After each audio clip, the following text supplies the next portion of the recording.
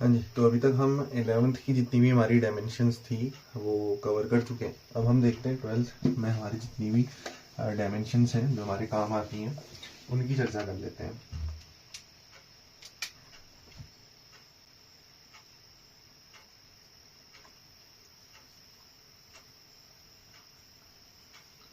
Twelfth all dimensions.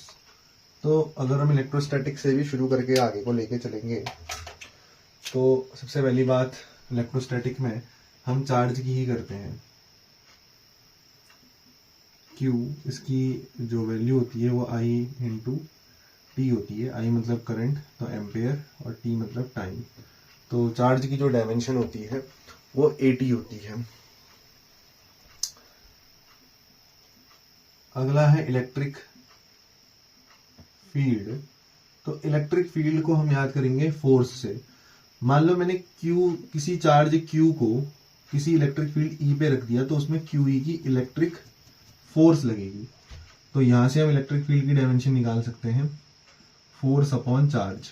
ये होता है आपका फोर्स हो गया MLT-2, चार्ज हो गया आपका AT, यानी कि MLT-3 A-1। ये आपका आ गया किसकी डायमेंशन, इलेक्ट्रिक फील्ड की। अगली बात करते हैं इलेक्ट्रिक पोटेंशियल की। तो मैं पहले ही बता चुका हूं कि अगर आपको कोई चीज फंसा सकती है तो वो यही है, पोटेंशियल। पोटेंशियल बोले या इलेक्ट्रिक पोटेंशियल बोले, फिर बात एक ही है। पोटेंशियल सिंपल आपको ध्यान में रखना है, work done by charge. Work done होता है ML2T-2, या F इंटू एस तोड़ के भी आप इसको समझ सकते हो, और Q होता है AT।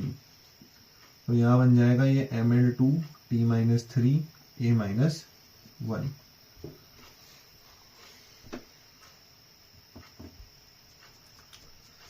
चलिए ठीक है ये बात।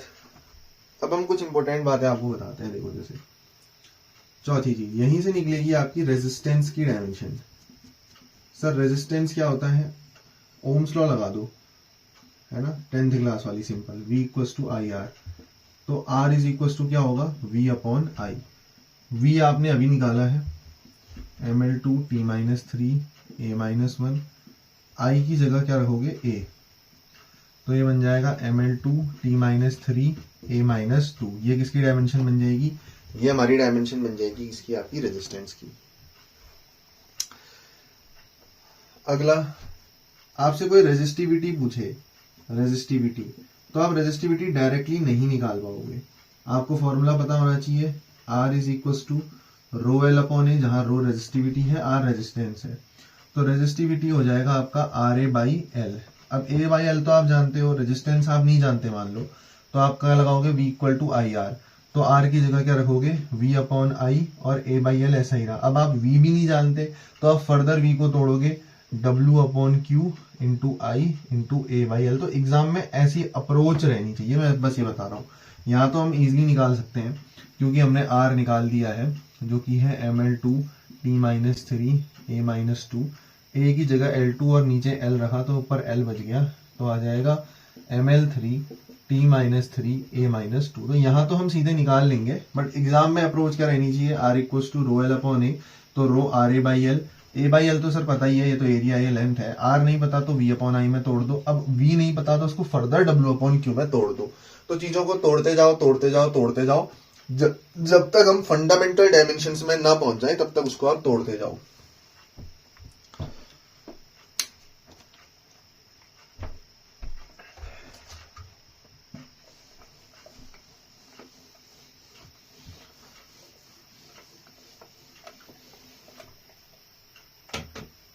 आगे देखिए, आगे बात करते हैं परमिटिविटी ऑफ फ्री स्पेस की।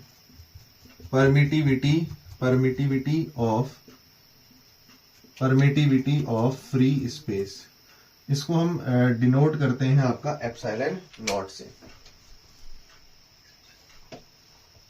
ठीक है, तो ये कैसे निकाल सकते हैं, ये निकालेंगे हम फोर्स से। फोर्स का फॉर्मूला होता है 1/4 pi epsilon naught Q1 Q2 by R square, Coulomb's law से, है ना। ये तो याद ही होती है लगभग सबको, नहीं भी है तो अगर कोई नया है तो उसको हो जाएगी। तो ये दोनों तो क्यू है तो इसको क्यू स्क्वायर लिख दूंगा, है ना, डायमेंशन ही तो लिखनी है, डायमेंशन तो सेम ही होगी, अपॉन में आर स्क्वायर अपॉन एफ। तो यहां से निकाल दो, तो A square T square L square M L T minus 2, तो क्या आ गया m-1, ये L3 बन जाएगा यानी कि L-3, t की पावर 4 a की पावर 2, ठीक है ना। ऐसे कुछ आपका परमिटिविटी ऑफ फ्री स्पेस की डायमेंशन भी आ जाएगी।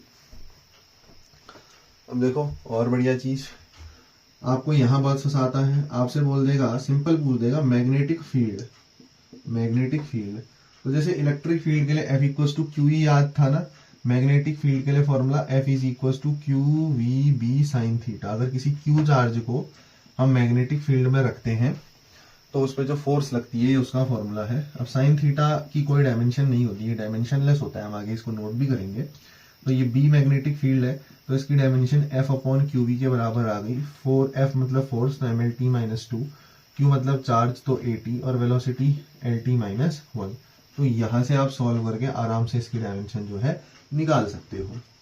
सिमिलरली आपके सामने वो वैल्यू रख सकता है जैसे इलेक्ट्रिक फ्लक्स, इलेक्ट्रिक फ्लक्स। तो मैंने क्या बोला था, किसी भी चीज का फ्लक्स से जब मल्टीप्लाई होगा तो मतलब इनटू एरिया, नहीं बताया तो नोट कर लो। जैसे मैंने कहा एक्स फ्लक्स, तो एक्स इंटू एरिया, फ्लक्स का मतलब होता है इंटू एरिया। जैसे ग्रेडियंट मतलब होता है 1 अपॉन में लेंथ, डेंसिटी मतलब होता है 1 अपॉन में वॉल्यूम, तो वैसे ही फ्लक्स मतलब होता है इंटू एरिया। तो इलेक्ट्रिक फ्लक्स का मतलब क्या हो गया, electric field, electric field into area. अब कोई बोलेगा इलेक्ट्रिक इंटू एरिया क्यों नहीं कर दिया, क्या इलेक्ट्रिक इंटू एरिया, इलेक्ट्रिक क्या होता है ना। तो ऐसा भी नहीं कर देना, इतना आपको समझ होनी चाहिए कि इलेक्ट्रिक फ्लक्स है तो इलेक्ट्रिक फील्ड इंटू एरिया होगा, मैग्नेटिक फ्लक्स है तो मैग्नेटिक फील्ड इंटू एरिया होगा।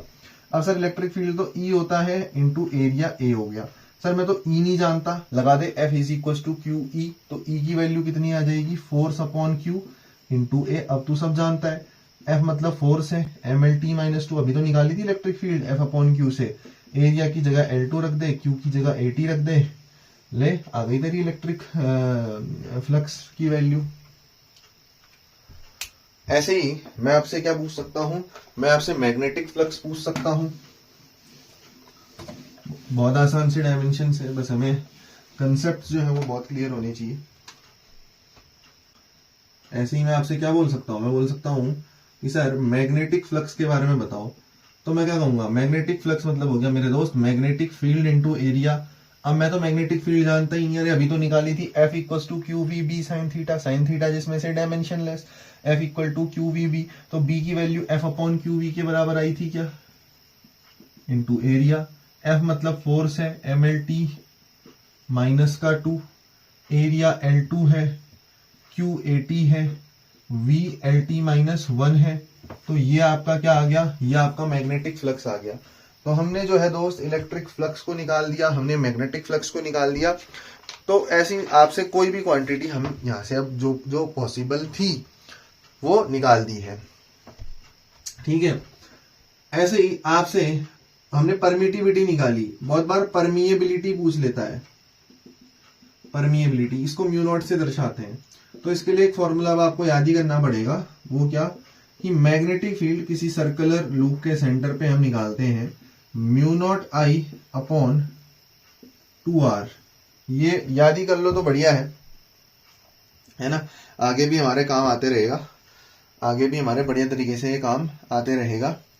तो mu not I upon 2r की वैल्यू आप याद कर सकते हो। तो यहां से म्यू नॉट की वैल्यू कितनी आ गई सर, 2 तो कांस्टेंट ही है, बी आर अपॉन आई के बराबर आ गई। अच्छा बी क्या है सर, बी है मैग्नेटिक फील्ड। अब F is equal to Q V B, यानी कि आप इसको क्या लिख सकते हो, F upon Q V, I I है और आर आर है, तो इसको लिख दो तोड़ के। एम एल टी माइनस 2 ये L है, Q की जगह AT, वेलोसिटी की जगह LT माइनस 1 और I की जगह A रख दिया। तो इसको सॉल्व करके जो भी आपका आंसर आएगा वो आपकी फाइनल वैल्यू हो जाएगी। ये बात हमने किसकी कर दी, परमिएबिलिटी की कर दी। अगला देखो, अगला आपसे पूछ सकता है कैपेसिटेंस बता दो भाई साहब, कैपेसिटेंस। तो कैपेसिटेंस के लिए एक formula sir Q is equal to C into V, जहां पर C तो कैपेसिटेंस है, V आपका पोटेंशियल होता है और Q तो आप समझ ही रहे होगे चार्ज होता है, चार्ज होता है। तो यहां से अगर आपको कैपेसिटेंस निकालनी है तो Q by V, formula based है ना, ये सारी डायमेंशन जो हम पढ़ रहे हैं ये फॉर्मूला बेस्ड है। इजी वाली डायमेंशंस तो हम पढ़ चुके हैं, इन सारों के लिए आपको फॉर्मूला याद करना ही पड़ता है, या आगे चल के याद हो जाता है तो ये इजी लगती है फिर। तो हमें सी चाहिए था, तो क्यू की वैल्यू क्या होती है, ए टी के बराबर, क्योंकि आई इंटू टी होता है, और वी क्या है, potential, work done upon charge. तो वर्क होता है ml2t-2, चार्ज ऊपर जाके at बन जाएगा दोबारा से। तो जो भी आएगा सॉल्व करके लिख लो आप, ठीक है।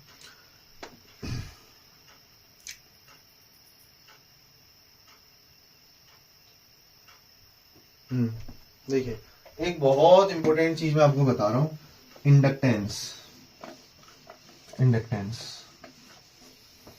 तो इसमें आपको देखो, यही बात है, अंदर कितना घुस सकते हो आप कॉन्सेप्ट के। तो जैसे मैंने बोला कि भाई साहब कोफिशिएंट ऑफ सेल्फ इंडक्टेंस बता दो, कोफिशिएंट ऑफ सेल्फ इंडक्शन बता दो, जिसे आप एल कहते हो मेरे भाई, जिसे आप एल कहते हो। तो हमने फॉर्मूला लगाया कि सर 5b की जो वैल्यू है वो l इंटू आई के बराबर है, वो 5b की जो वैल्यू है वो l इंटू आई के बराबर है। मैग्नेटिक फ्लक्स जो होगा, मतलब एक एरिया से जितनी भी मैग्नेटिक फील्ड लाइन पास कर रही होंगी उसे मैग्नेटिक फ्लक्स कहते हैं, वो बराबर होगा coefficient of self inductance into I, मतलब है यहाँ पे करंट, आई मतलब है यहाँ पे करंट। ये फॉर्मूला याद करना पड़ेगा बस। तो L की जो वैल्यू आएगी वो मैग्नेटिक फ्लक्स अपॉन करंट के बराबर आएगी। सर मुझे नहीं पता मैग्नेटिक फ्लक्स मतलब क्या होता है, तो आपको इतना तो पता है कि ये मैग्नेटिक फील्ड इनटू एरिया के बराबर होगा। बिल्कुल सर, अपॉन में करंट। सर मुझे मैग्नेटिक फील्ड भी नहीं पता, तो लगा दो F equal to Q V B sine theta. तो F अपॉन क्यू वी, यहाँ एरिया है यहाँ करंट है, ये कुछ वैल्यू आ गई। चलो उसको सॉल्व ही कर लेते हैं पूरा। F की जगह रख दिया MLT-2, A की जगह रख दिया L2, नीचे रख दिया Q की जगह AT, QV होगा, ठीक है। V की जगह रख दिया LT-1 और I की जगह रख दिया A, ठीक है। तो ये क्या बन गया, ध्यान से देखो, M तो एक ही है, बिल्कुल एक ही है। ये बन गया L3, लेकिन ये देखो एक L से एक L कट गया तो ये L2 बन गया। अब बात करते हैं T की, ये देखो T की पावर 4, सॉरी T की पावर कितना, ये भी कट गया भाई साहब, है ना।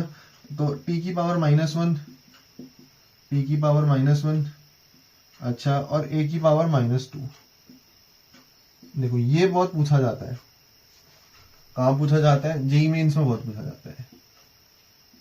याद रहे तो बहुत बढ़िया बात है।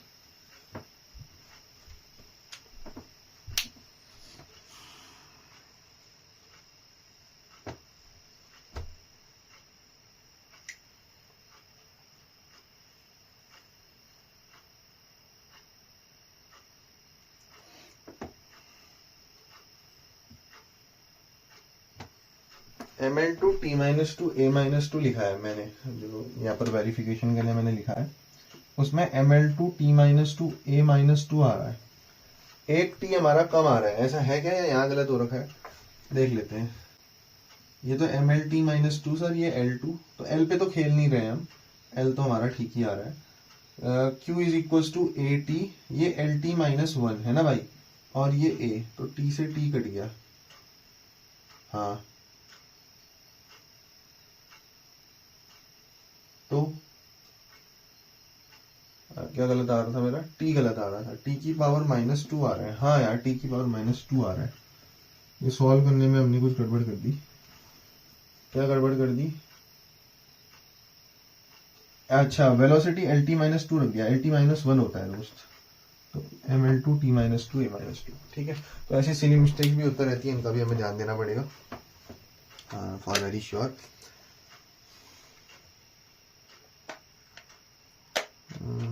ठीक है, चलिए, अगर आपने ये सारी चीजें कवर कर दी हैं तो मैं कुछ अच्छी चीजें आपको बताता हूँ जो हम अच्छे नोट्स में ही आपको मिलेंगी। तो देखो एक क्वेश्चन है, मुझे बताओ √μ0/ε0, ये एक बार मेरे को कैलकुलेट करके बताओ जरा। तो तुम कहोगे सर जी देखो μ0 मतलब क्या है, सर μ0 मतलब है परमिएबिलिटी, सर जी ये है परमिएबिलिटी, ये मैग्नेटिक फील्ड से निकलती है, और ये है परमिटिविटी, ये इलेक्ट्रिक फील्ड वाले टॉपिक से निकलती है। तो पहले तो सर जी हम इनको निकाल लेते हैं। तो तो B is equal to sir हमने याद करा था mu not I upon 2R। मैंने कहा बिल्कुल सही सर जी, यहां से निकाला म्यू नॉट की value I, B R upon I. Sir R radius है, आई करंट है, बी मैग्नेटिक फील्ड है, हम नहीं जानते, तो एफ अपॉन क्यू भी लगाया, B upon I. Sir M L T minus 2, sorry R upon I, क्या लिख रहा हूँ, क्यू बी कुछ भी लिखे जा रहे हैं ना। बी की जगह एफ अपॉन क्यू भी रखा, आर अपॉन आई, ठीक है। एफ की value M L T minus 2, इसकी जगह एल आ गया, इसकी जगह ए टी आ गया, एल टी माइनस 1 आ गया, आई की जगह ए आ गया। अब ध्यान से देखना, एल से एल कट गया, टी से टी कट गया, तो M L T minus 2 A minus 2, ठीक है। ये हमने म्यू नॉट निकाला। ऐसे ही एप्सिलॉन नॉट निकालना है तो F is equal to 1/4 pi epsilon naught Q1 Q2 by R square. तो उसकी वैल्यू होती है F are square upon Q square, M L T minus 2 L2 यानी कि एम एल 3 टी माइनस 2 और A2 T2। ये बन गया एम एल 3 टी माइनस 4 ए माइनस 2। एक बार चेक कर लो यार, इसको दोबारा वेरीफाई कर लेते हैं। F upon Q B, M L T minus 2, Q is equal to A T, L T minus 1, इधर ए है, उधर एक और एल आ जाएगा। बेसिकली बन गया एम एल 2 टी माइनस 2 और टी से टी कट गया, तो एम एल ही बचेगा यहाँ, ठीक है। ए की बात ठीक है सर, ठीक है। तो अब इसको वैल्यू पुट कर दो जरा, बताओ म्यू नॉट की वैल्यू कितनी आ गई सर? ये आ गया M L T minus 2 A minus 2, नीचे है एम एल 3 टी माइनस 4 ए माइनस 2। देखो ये कट गया, बिल्कुल कट गया सर। अब इसको जरा सॉल्व करना, एम से एम कट गया, बिल्कुल कट गया। क्या आ रहा है? एल की पावर माइनस 2 टी की पावर 2,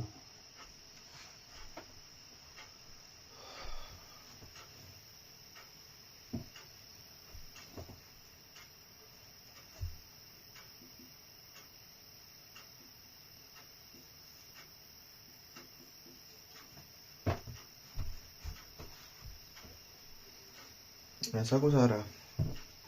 अब मैं वैल्यूज एक बार वेरीफाई कर लेता हूँ। M L T minus 2 A minus 2, M L T minus 2 A minus 2 बिल्कुल सही है।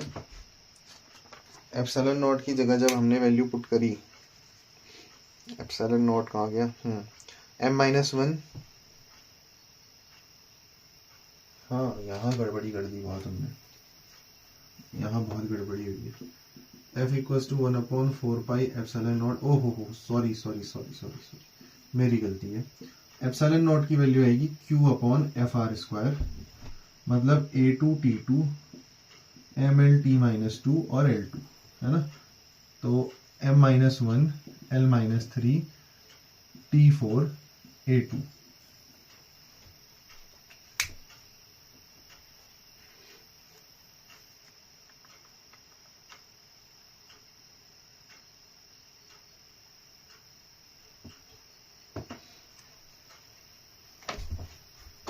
अब एक बार वैल्यू पुट करो दोस्त यहाँ पे।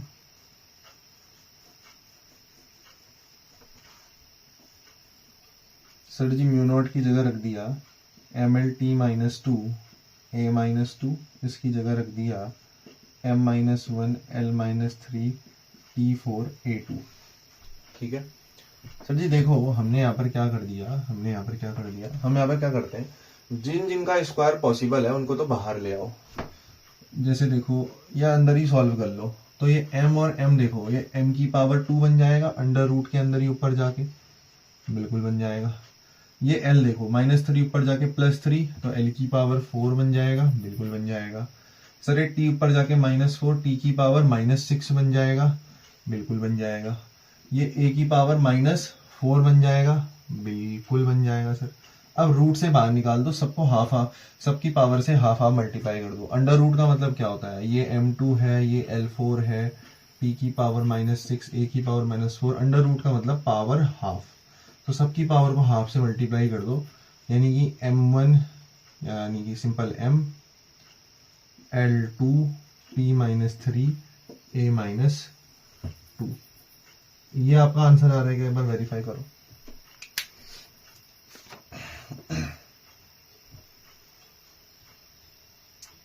वेरीफाई करो, वेरीफाई करो, वेरीफाई करो। हाँ जी सर, ठीक है, ठीक है। अब इसको मिटा दे रहा हूँ फिर, है ना, इसका कोई काम नहीं है अपना। अब ध्यान से देखो, अब आप एक बार रेजिस्टेंस को कैलकुलेट करो। Sir R equal to V upon I होता है। सर R मतलब रेजिस्टेंस।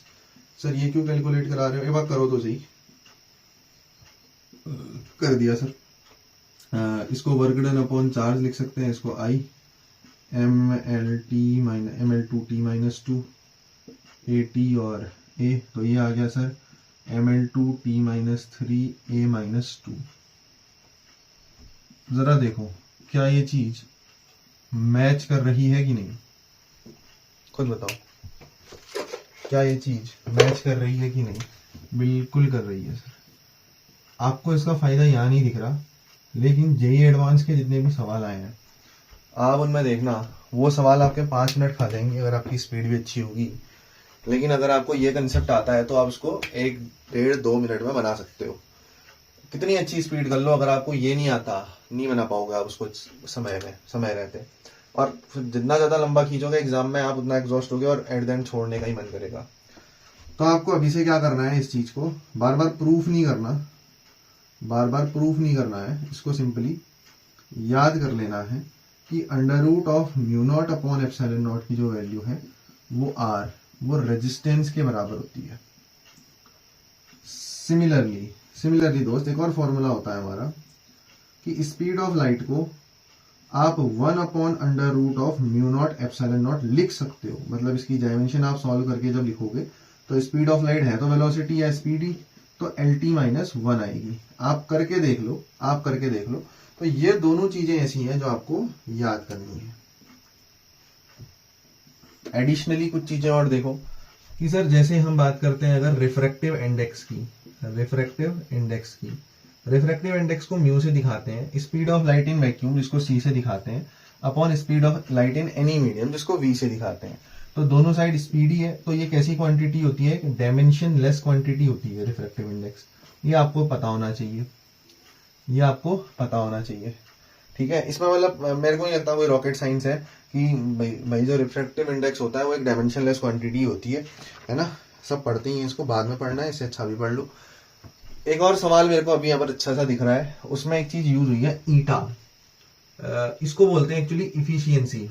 जब हम ट्रांसफार्मर पढ़ेंगे, ट्रांसफार्मर जब हम पढ़ते हैं वहां पर हम जनरली इस शब्द का यूज करते हैं। तो इफिशियंसी मतलब क्या होता है कि आपकी जो डिवाइस है, आपकी जो मशीन है वो कितनी एफिशिएंट है। मतलब आपने जितना भी उसको इनपुट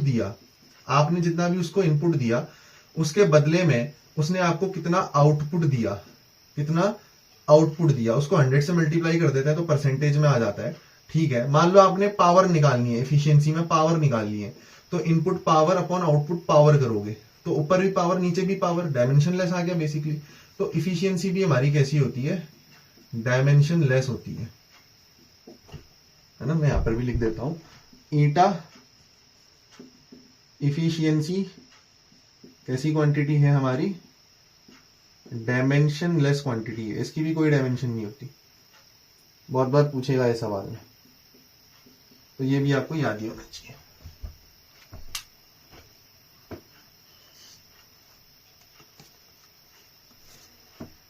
तो अब हम थोड़े अलग टाइप के जो सवाल हैं उनकी तरफ बढ़ेंगे, जो आपका प्रिंसिपल ऑफ होमोजेनिटी पे बेस्ड होंगे। तो उन पे चर्चा करेंगे, थोड़ा सा टाइम लेते हैं, 10, 15, 20 मिनट लेंगे, तो उनकी चर्चा करते हैं। ये हमारी सारी 12th की डायमेंशंस कंप्लीट हो गई हैं, 11th की हम ऑलरेडी कर चुके हैं, बेसिक्स इस चैप्टर के हम ऑलरेडी कवर अप कर चुके हैं। तो अब हम उसी चीज की तरफ बढ़ते हैं, प्रिंसिपल ऑफ होमोजेनिटी।